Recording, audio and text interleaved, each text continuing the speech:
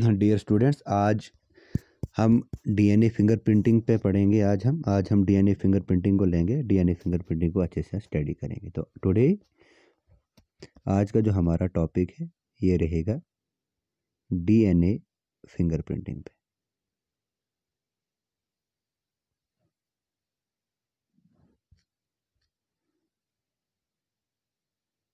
DNA finger printing.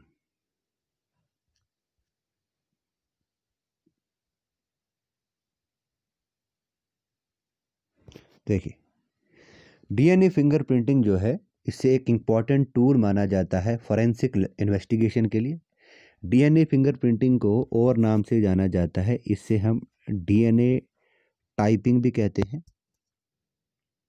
DNA fingerprinting is also known as DNA typing, और it is also known as, इससे हम DNA profiling के नाम से भी जानते हैं। अब देखिए, डीएनए फिंगरप्रिंटिंग पे सबसे पहले जो फादर ऑफ डीएनए फिंगरप्रिंटिंग कहा जाता है वो है एल्स जेफरे। एल्स जेफरे को फादर ऑफ डीएनए फिंगरप्रिंटिंग कहा जाता है। ये कहाँ के थे? तो he is from England. England के थे। कब इन्होंने डिस्कवर किया था इसको? 1986 में इसको डिस्कवर किया था। आप देखिए, ठीक है ना। The branch which deal with the study of fingerprinting, उससे कहा जाता है डर्मेटोग्लाइप्सिस। ब्रांच उससे क्या कहा जाता है? डर्मेटोग्लाइप्सिस। डर्मेटोग्लाइप्सिस क्या होता है? साइंस ऑफ फिंगरप्रिंटिंग इसे कहा जाता है। इसे क्या कहा जाता है? साइंस ऑफ फिंगर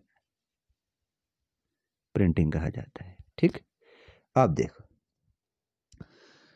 सबसे पहले अगर हम इंडिया की बात करेंगे, इंडिया में डीएनए फिंगरप्रिंटिंग को पहली बार कब किया गया? पहली बार इसे जून 1986 में डीएनए फिंगरप्रिंटिंग को किया गया। कहाँ पे किया गया? मद्रास में किया गया। पहली बार डीएनए फिंगरप्रिंटिंग को 1986 में मद्रास में किया गया। ठीक है ना। अब देखिए, अब आपने याद रखना है, जो लेबोरेटरी है डीएनए फिंगरप्रिंटिंग की, लेबोरेटरी जो है डीएनए फिंगरप्रिंटिंग की वो है हैदराबाद में। वो कहाँ पे है? हैदराबाद में है। ठीक है ना। वो कहाँ पे? हैदराबाद में है। कहाँ पे? यहाँ पे एक सेंटर है जिसको कहते हैं सीसीएमबी। सीसीएमबी, ये क्या है? CCMP, centre for cell and molecular biology. तो centre for cell and molecular biology कहाँ पे है? ये हैदराबाद में है। क्लियर है यहाँ तक? उसके बाद आगे बढ़ेंगे। अब हम देखते हैं कि डीएनए फिंगरप्रिंटिंग की टेक्निक्स कैसे की जाती है। इसका टेक्निक्स क्या है? इसका यू कैन से दैट कि इसका प्रोसीजर क्या है। इसका प्रोसीजर क्या है, स्टेप बाय स्टेप समझेंगे। तो सबसे पहले हम क्या लेंगे? सबसे पहले हम टेस्ट ट्यूब में ब्लड सैंपल लेंगे। ठीक है ना। कोई भी लिक्विड सैंपल आप ले सकते हो। लेट्स सपोज हमने लिया ब्लड सैंपल। क्या लिया? हमने लिया ब्लड सैंपल। ये पहला स्टेप है, ब्लड सैंपल लिया। अब हमने ब्लड सैंपल लिया, दूसरा स्टेप क्या आता है? हम इससे क्या करेंगे? हम इससे ब्लड सैंपल से डीएनए को एक्सट्रैक्ट करेंगे। ठीक है ना। तो दूसरा प्रोसेस के दूसरा स्टेप क्या आएगा? Extraction of DNA from blood cell. Extraction of DNA from जो ब्लड सैंपल लिया हमने, इस ब्लड सैंपल से हम क्या करेंगे? डीएनए को एक्सट्रैक्ट करेंगे। ठीक है ना। उसके बाद क्या करेंगे? थर्ड स्टेप, इसमें जो थर्ड स्टेप आता है, हम क्या करेंगे? हम इस डीएनए को कट करेंगे। हम इस डीएनए को कट करेंगे फ्रेगमेंट्स में। किस एंजाइम से? रिस्ट्रिक्शन एंडोन्यूक्लियस एंजाइम से। तो थर्ड स्टेप क्या आएगा? डीएनए इज कट इनटू, इसमें जो डीएनए है इसको किस में कट किया जाएगा? Into fragments.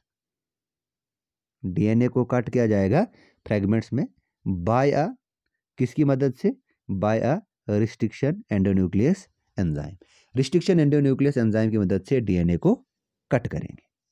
उसके बाद क्या होगा? उसके बाद जो डीएनए फोर्थ स्टेप आता है इसमें, जो डीएनए फ्रेगमेंट्स है, फोर्थ स्टेप क्या आएगा इसमें? जो डीएनए फ्रेगमेंट्स है इस डीएनए फ्रेगमेंट्स को क्या करेंगे हम, डीएनए फ्रेगमेंट्स को क्या करेंगे, इसको सेपरेट करेंगे, आर सेपरेटेड। डीएनए फ्रेगमेंट्स को क्या करेंगे, सेपरेटेड करेंगे, किसमें, इनटू बैंड्स, ठीक है ना। ड्यूरिंग, कब, जब हम करेंगे जेल इलेक्ट्रोफोरेसिस, ठीक है ना। इलेक्ट्रोफोरेसिस इज अ टेक्निक जहाँ पे हम मास, जहाँ पे हम सेपरेट करते हैं मासेस को, ठीक है ना। तो क्या करेंगे, डीएनए फ्रेगमेंट्स को हम सेपरेट करेंगे बैंड्स में ड्यूरिंग जेल इलेक्ट्रोफोरेसिस। और जेल इलेक्ट्रोफोरेसिस कौन सी, इन एगरोस जेल इलेक्ट्रोफोरेसिस में इसको हम सेपरेट करेंगे। ये था हमारा फोर्थ स्टेप। उसके बाद जो फिफ्थ स्टेप आएगा, जो हमारे पास अब डीएनए फ्रेगमेंट्स आया है, जो जेल इलेक्ट्रोफोरेसिस से निकला जो डीएनए फ्रेगमेंट्स है, इसको हम किस में डालेंगे, इसको फिर ट्रांसफ़र करेंगे हम नाइलन मेम्ब्रेन में। किसमें ट्रांसफ़र करेंगे, इसको ट्रांसफ़र किया जाता है नाइलन मेम्ब्रेन में। और यहाँ पे एक टेक्निक का इस्तेमाल होता है, नाइलन मेम्ब्रेन पे जब डीएनए को ट्रांसफ़र करते हैं, एक टेक्निक होती है जिससे कहते हैं सॉदर्न ब्लॉटिंग, सॉदर्न ब्लॉटिंग। तो इस स्टेप में हम क्या करेंगे, सॉदर्न ब्लॉटिंग करेंगे। सॉदर्न ब्लॉटिंग में क्या किया जाता है, डीएनए को सेपरेट किया जाता है। उसके बाद क्या करेंगे, ये आ गया हमारा फिफ्थ स्टेप, ठीक है ना। फिफ्थ स्टेप क्या बताया, एक बार फिर से बताऊंगा मैं। जो डीएनए बैंड बना जेल इलेक्ट्रोफोरेसिस में जो निकला, उसको हम नाइलन मेम्ब्रेन में ट्रांसफर करेंगे, ठीक है ना। टेक्निक एक इस्तेमाल होती है यहाँ पे जिसको हम कहते हैं सॉदर्न ब्लॉटिंग। उसके बाद नेक्स्ट स्टेप आता है हमारा, सिक्स्थ स्टेप आता है कि हम क्या करेंगे, हम रेडियो एक्टिव लेबल करेंगे प्रोब डीएनए का। क्या करेंगे, इसकी प्रोब डीएनए की क्या करेंगे, रेडियो एक्टिव लेबलिंग करेंगे। क्या करेंगे, रेडियो एक्टिव लेबलिंग करेंगे, किसकी, रेडियो एक्टिव लेबलिंग करेंगे प्रोब डीएनए की। आप देखो, रेडियो एक्टिव लेबलिंग करेंगे प्रोब डीएनए की, प्लस हमारे पास जो सॉदर्न ब्लॉटिंग है, इन दोनों को क्या करेंगे, हम क्या करेंगे, जो फिर बाद में जो डीएनए प्रोब है, क्या जो डीएनए प्रोब है, ये क्या करेगा, ये बाइंड्स करेगा टू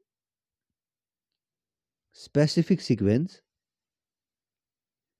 ये क्या करेगा, स्पेसिफिक सीक्वेंस के साथ बाइंड करेगा ऑन द मेम्ब्रेन। ये 7 स्टेप है। उसके बाद क्या होगा नेक्स्ट, जो एक्सेस डीएनए है, ये 8 स्टेप आएगा। जो हमारे पास एक्सेस डीएनए प्रोब है, उसको वॉश आउट करेंगे, उसको क्या करेंगे, वॉश ऑफ करेंगे या वॉश आउट करेंगे।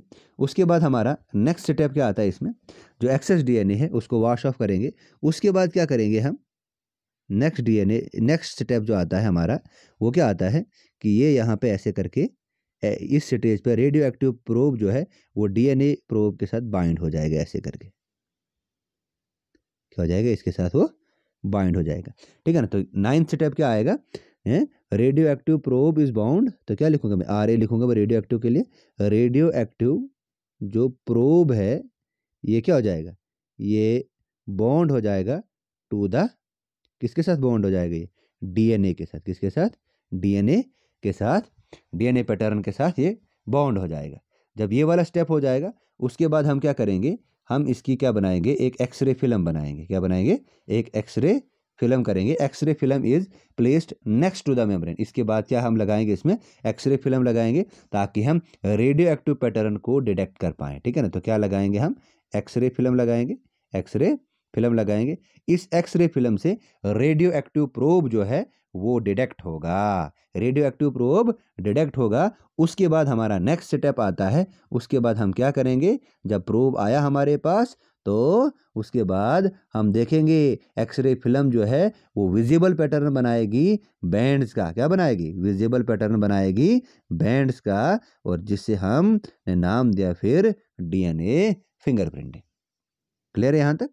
तो ये था इसका प्रोसेस, ठीक है ना। अब देखिए यहाँ पे क्या होता है, देखिए यहाँ पे आपने याद रखना कि बेसिस क्या है, डीएनए फिंगरप्रिंटिंग का बेसिस क्या है। डीएनए फिंगरप्रिंटिंग का बेसिस क्या है कि देखिए कि जितने भी सेगमेंट्स हैं डीएनए के, वो कोड नहीं करते हैं प्रोटीन के लिए। कुछ सेगमेंट्स जो हैं वो रेगुलेटरी फंक्शंस परफॉर्म करते हैं, कुछ क्या करते हैं, कुछ डीएनए के फ्रेगमेंट जो हैं उनका रोल क्या है, रेगुलेटरी रोल है। क्या है वो, रेगुलेटरी रोल है। कुछ जो है वो इंट्रॉन्स हैं, कुछ क्या है, कुछ जो है इंट्रॉन्स हैं। इंट्रॉन्स मतलब उनमें क्या है, इंटरवेनिंग सीक्वेंस है। इंट्रॉन्स में मतलब क्या हुआ, इंटरवेनिंग सीक्वेंस है। और कुछ जो है इंटरवेनिंग सीक्वेंस है, और कुछ जो है इसमें कुछ जो है बेटा वो है रेपिटेटिव डीएनए सीक्वेंस। वो क्या है? वो रेपिटेटिव डीएनए सीक्वेंस है। और ये जो रेपिटेटिव डीएनए सीक्वेंस है, इन्हें ही हम कहते हैं मिनी, क्या इन्हें क्या कहते हैं? इन्हें कहते हैं मिनी सैटेलाइट।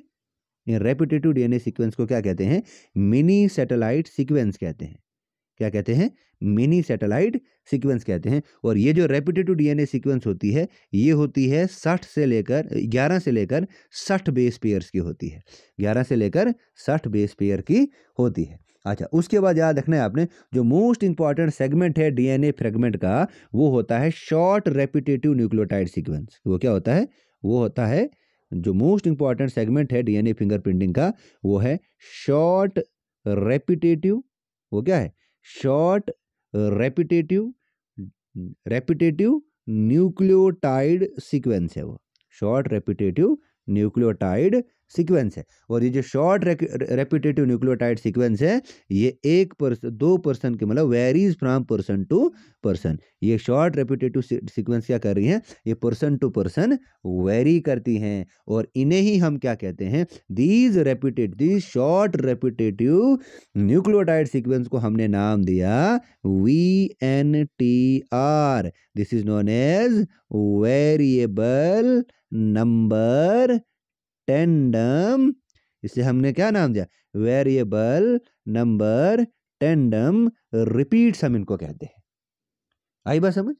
तो अब उसके बाद एक आपने याद रखना है, हमने डीएनए का प्रोसेस तो पढ़ा, लेकिन हम इसको एज ए सैंपल क्या क्या ले सकते हैं? हम सलाइवा ले सकते हैं एज अ सैंपल। सलाइवा के साथ क्या ले सकते हैं? ब्लड ले सकते हैं, ठीक है ना, हेयर ले सकते हैं, सीमन ले सकते हैं, ठीक है ना, या कोई भी सेल, बॉडी पार्ट का कोई भी सेल हम ले सकते हैं। आई बात समझ? तो ये आपने याद रखना है कि डीएनए का प्रोसेस में क्या है। तो सबसे पहले हम क्या करेंगे? ब्लड सैंपल लेंगे।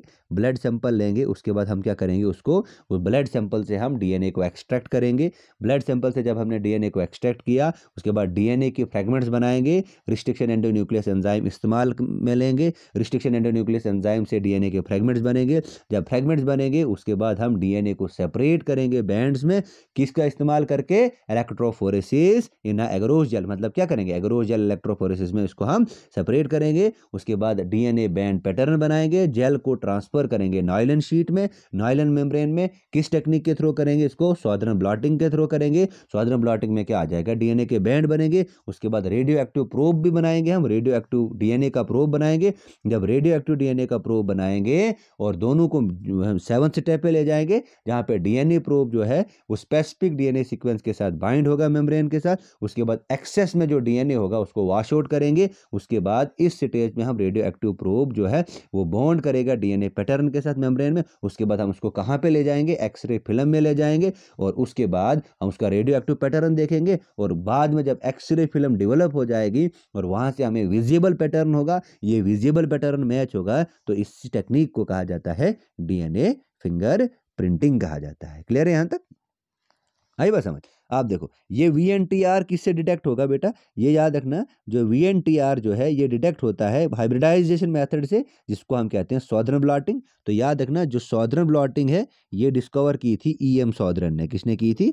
EM सॉदर्न ने सॉदर्न ब्लॉटिंग को डिस्कवर किया था। एक और ब्लॉटिंग आती है वेस्टर्न ब्लॉटिंग। क्या आती है? वेस्टर्न ब्लॉटिंग आती है। तो वेस्टर्न ब्लॉटिंग हम किसके लिए इस्तेमाल करते हैं? वेस्टर्न ब्लॉटिंग हम प्रोटीन के लिए इस्तेमाल करते हैं। एक और आती है जिसका नाम है नॉर्दर्न ब्लॉटिंग। क्या है?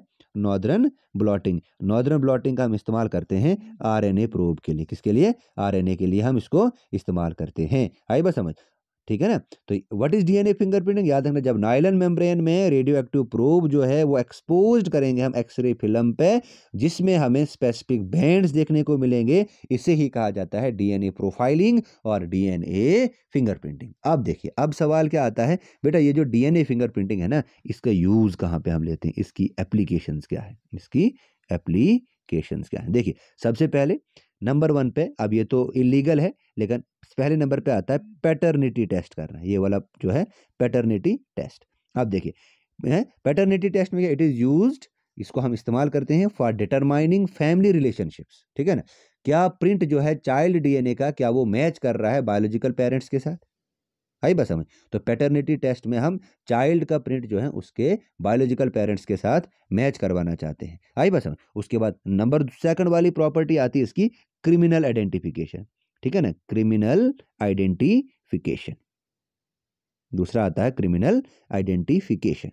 देखिए क्रिमिनल आइडेंटिफिकेशन में क्या होता है कि डीएनए, जो डीएनए फिंगरप्रिंट्स है उसका हम सैंपल ब्लड ले सकते हैं, हेयर ले सकते हैं, सेमन ले सकते हैं सस्पेक्टेड पर्सन का। उसके बाद उसको पिक्ट करेंगे, उसके बाद मतलब हो सकता है उसने क्राइम किया हो, है उसको प्रिपेयर करेंगे, कंपेयर करेंगे जो हमने सैंपल सीन से कलेक्ट किया है, ठीक है ना। मैनी केस, बहुत सारे केसेस जो है इंडिया में इसी टेक्निक से सॉल्व किए हैं। जैसे राजीव गांधी के जो कातिल थे धन्नू एंड श्रीनिवासन, ठीक है ना, assassination of former prime minister Rajiv Gandhi, इनको भी डीएनए फिंगरप्रिंटिंग से ही डिटेक्ट किया गया था। उसके बाद दिलावर सिंह जो था, assassination of late prime minister Punjab Beant Singh का असैसिनेशन जो था, इससे भी इसी टेक्निक के थ्रू पकड़ा गया था। उसके बाद आपने याद रखना है कि जो बॉडी थी नाना सिहानी की, जो जलाई गई थी तंदूर में, नाना साहिब जो था तंदूर में जलाई गई थी, उसकी बॉडी को भी डीएनए फिंगरप्रिंटिंग के थ्रू ही आइडेंटिफाई किया गया था। इसके अलावा और क्या होता है याद रखना, एवोल्यूशन को स्टडी करने के लिए, क्या, स्टडी ऑफ एवोल्यूशन, एवोल्यूशन को स्टडी करने के लिए, एवोल्यूशन को स्टडी करने के लिए भी ये हेल्पफुल है। हम फाइंड आउट कर सकते हैं जेनेटिक रिलेशनशिप दो रेसिस या दो मैन के बीच में या दो स्पीशीज के बीच में जेनेटिक रिलेशनशिप क्या है, इसको स्टडी हम कर सकते हैं डीएनए फिंगरप्रिंटिंग की तरफ से। और आइडेंटिफिकेशन ऑफ इमाइग्रेंट्स, जो इमाइग्रेंट्स हैं इनकी आइडेंटिफिकेशन कहाँ से है ये भी हम कर सकते हैं। इससे हम हेल्प कर सकते हैं, इट हेल्प्स टू वेरीफाई, क्या वेरीफाई कर सकते हैं, वेदर अ होपफुल इमाइग्रेंट्स है और he she claims to be really close relative, क्या वो रिलेटिव है, यहाँ का रेजिडेंट है, क्या है, ये भी हम इसमें कर सकते हैं। तो आज का टॉपिक था बेटा डीएनए फिंगरप्रिंटिंग। एल्स जेफरी ने एक फिंगर मार्क रखा है हमारी डेवलपमेंटल बायोलॉजी में, सॉरी हमारी जो बायोटेक्नोलॉजी की फील्ड में एक फिंगर मार्क है ये, ठीक है ना। और इसको ज़्यादातर फोरेंसिक इन्वेस्टिगेशंस के लिए भी इस्तेमाल किया जाता है। तो होप आपको ये समझ आया होगा। तो यह था हमारा डीएनए फिंगरप्रिंटिंग का टॉपिक। All the best.